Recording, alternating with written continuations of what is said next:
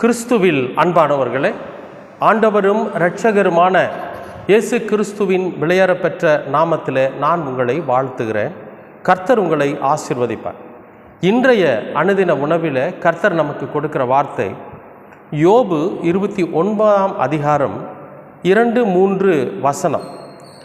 சென்று போன மாதங்களிலும் தேவன் என்னை காப்பாற்றி வந்த நாட்களிலும் எனக்கு உண்டாயிருந்த சீர் இப்பொழுது இருந்தால் நலமாயிருக்கும். அப்பொழுது அவர் தீபம் என் தலையின் மேல் பிரகாசித்தது, அவர் அருளின வெளிச்சத்தினால் இருளை கடந்து போனேன். அன்பானவர்களே, அப்பொழுது அவர் தீபம் என் தலையின் மேல் பிரகாசித்தது, அவர் அருளின வெளிச்சத்தினால் இருளை கடந்து போனேன். யோபு என்கிற அந்த உத்தமனும் சன்மார்க்கனுமான அந்த மனிதன் கடுமையான சோதனைகளுக்கு உட்படுத்தப்படுகிறான். பிசாசு அவனை கடுமையாக சோதிக்கிறார். அவர் மாதிரி சோதனை இந்த உலகத்தில் யாருக்கும் வந்துடக்கூடாது அப்படிங்கிற அளவுக்கு தான் அந்த சோதனை வேதத்தில் எழுதப்பட்டிருக்கு. இப்போ இந்த மனுஷன் பாருங்கள், எல்லா சூழ்நிலைகளிலுமே அவர் ஆண்டவரை தூஷணமாக பேசவோ தூஷிக்கவோ இல்லை. ஆனால் என்ன சொல்கிறாருன்னா, அவர் தனக்கு செய்த மகத்துவத்தையும் அவர் தன்னை பாதுகாத்ததையும் தான் அவர் சொல்லிக்கிட்டே வராரே தவிர சாட்சிகளாக சொல்கிறார். அது இப்போ இருந்தால் நல்லாயிருக்கும் அப்படிங்கிறார். நான் ஆண்டவருக்கு பிரியமாக இருக்கிறப்போ இந்த பிசாசனோட சோதனைக்கு உட்படுவதற்கு முன்பு எனக்கு இருந்த அந்த சீருனா ஒரு சமாதானம், ஒரு நல்ல ஒரு வாழ்க்கை, ஒரு அமைதியான வாழ்க்கை, அந்த வாழ்க்கை இப்போ இருந்தால் நல்லாயிருக்கும். அந்த மாதத்துலேயும் அந்த நாட்களிலும் அந்த வருஷத்துலேயும் இருக்கக்கூடிய அப்படி ஒரு நிலை இருந்தால் இப்போ எனக்கு நல்லா இருக்கும் அப்படிங்கிறார். அவரை தூசிக்கலை, அவர் செய்த நன்மைகளை வேதனையாக சொல்கிறார். இந்த கஷ்டத்துக்குள்ளேயும் அது இருந்தால் நல்லாயிருக்கும் அப்படின்னு சொல்லி, அந்த மாதிரி இருந்தால் நல்லாயிருக்கும் அப்படின்னு சொல்லி சொல்கிறார். அது மட்டும் இல்லை, அவருடைய தீபம் என் தலையின் மேல் பிரகாசித்தது. என் தலைக்கு மேலே அவருடைய தீபம் பிரகாசமாக இருந்துச்சு, அவருடைய வெளிச்சத்தில் நான் இருளை கடந்து போனேன் அப்படிங்கிறார். அவர் எனக்கு அருளின வெளிச்சத்தில் நான் இருளை கடந்து போனேன். என் வாழ்க்கையில் நிறையா இருள் இருந்துச்சு. அப்போ அந்த இருளை கடந்து போகணும்னா வெளிச்சம் வேணும் இல்லையா? ஒரு பயங்கரமான இருட்டு, அந்த இருட்டை கடந்து போக வேண்டும் என்று சொன்னால் நமக்கு வெளிச்சம் இருந்தால் தான் அந்த இருட்டை கடந்து போக முடியும். அப்படி ஒரு இருளில் கர்த்தர் எனக்கு அருளின வெளிச்சத்திலே நான் அந்த இருளை கடந்து போனேன். எவ்வளோ அருமையான சாட்சி சொல்கிறார் பாரு. தனக்கு ஏற்பட்டிருக்கிற சோதனைகளிலும் வேதனைகளிலும் கூட அதை கூட பொருட்படுத்தாமல். ஆனால் ஒரு சில இடங்களில் அவர் சொல்லுவார், என்ன சொல்லுவார்னா, நான் ஆண்டவரை பார்த்தனா, தரிசனமாவோ நேர்லேயோ அவரை பார்த்தனா, ஏன் என்னை இப்படி சோதிச்சிங்கன்னு நான் கேட்பேன். எதனால் எனக்கு இந்த சோதனை கொடுத்தீங்கன்னு கேட்பேன். பிசாசுக்கு எதுக்கு அனுமதி கொடுத்தீங்கன்னு நான் கேட்பேன்னு சொல்லுவார். அன்பானவர்களே, அவருடைய வெளிச்சத்தில் நான் என் இருளை கடந்து போனேன். அனுபவத்தை சொல்கிறேன். இப்போ நம்ம எத்தனையோ விஷயங்களில், எத்தனையோ காரியங்களில் நாம் ஒரு இருளை கடந்து போகிறோம். அப்போலாம் கர்த்தர் நமக்கு வெளிச்சமாக இருக்கிறார்.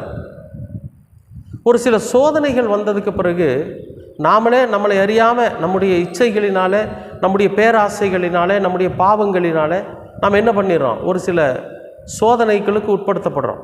ஒரு சில விஷயங்களில் நம்மை நாமே உட்படுத்திக்கிறோம். அதனால் வரக்கூடிய வேதனைகளையும் துக்கங்களையும் நாம் அனுபவிக்கிறோம்.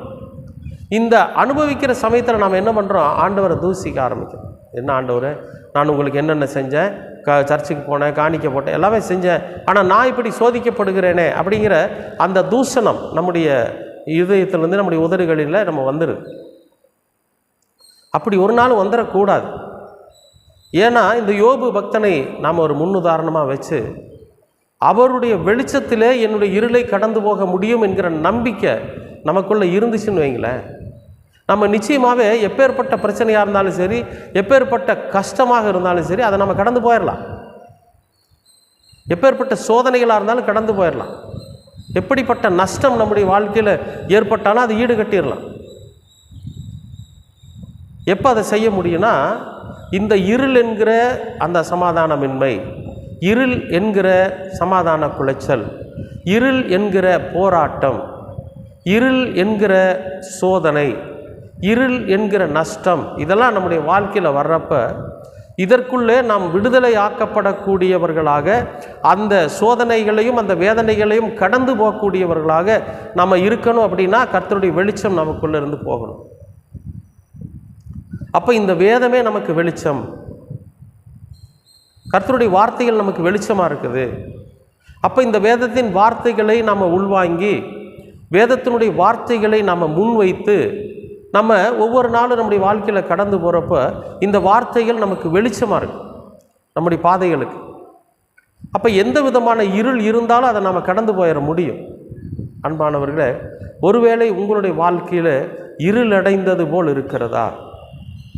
உங்களுடைய வாழ்க்கை பயணம் இருள் அடைந்தது போல் இருக்கிறதா? கர்த்தருடைய வசனத்தை சொல்லுங்கள். ஆண்டவரே, உம்முடைய வசனம் என் பாதைக்கு வெளிச்சம்னு சொன்னீங்கல்ல, நான் உங்களுடைய வசனத்தை வாசிக்கிறேன், நான் உங்களுடைய வசனத்தின்படி நடக்கிறேன், எனக்கு வெளிச்சமாக அந்த வசனங்கள் இருக்கணும். என்னுடைய இருள் சூழ்ந்த வாழ்க்கையில் உங்களுடைய வெளிச்சம் வந்து இருளை விளக்கணும்னு சொல்லி ஒவ்வொரு நாளும் கர்த்தரோட சமூகத்தில் ஜெபம் பண்ணி பாருங்கள். நிச்சயமாகவே நம்முடைய வாழ்க்கையில் வெளிச்சம் உதிக்கும். கர்த்தருடைய வெளிச்சம் நம்முடைய பாதைகளில் அது வந்து என்ன பண்ணணும்னு கேட்டிங்கன்னா, தெளிவான பாதையை நமக்கு காண்பிச்சு கொடுக்கும். நம்ம அந்த கஷ்டத்திலிருந்து, வேதனையிலிருந்து, துக்கத்திலிருந்து, நஷ்டத்திலிருந்து, பிரச்சனைகளிலிருந்து நம்ம கடந்து போகும்படியாக கர்த்தருடைய வசனம் நமக்கு வழிகாட்டும். அன்பானவர்களே, நிச்சயமாகவே கர்த்தருடைய வசனத்தை விசுவாசியுங்க. ஆண்டவராக இயேசு கிறிஸ்து நமக்கு கற்றுக் கொடுத்திருக்கிற அந்த போதனைகளை விசுவாசியுங்கள். நிச்சயமாகவே இந்த வேதத்தினுடைய வார்த்தைகள் நம்முடைய பாதைக்கு வெளிச்சமாக இருக்குங்கிற அந்த முழு நம்பிக்கையோட உங்களுடைய வாழ்க்கை பயணத்தை தொடங்குங்க. எப்படிப்பட்ட இருள் இருந்தாலும் அதை நம்மால் கடந்து போக முடியும். நிச்சயமாக நீங்கள் கடந்து போவீர்கள்.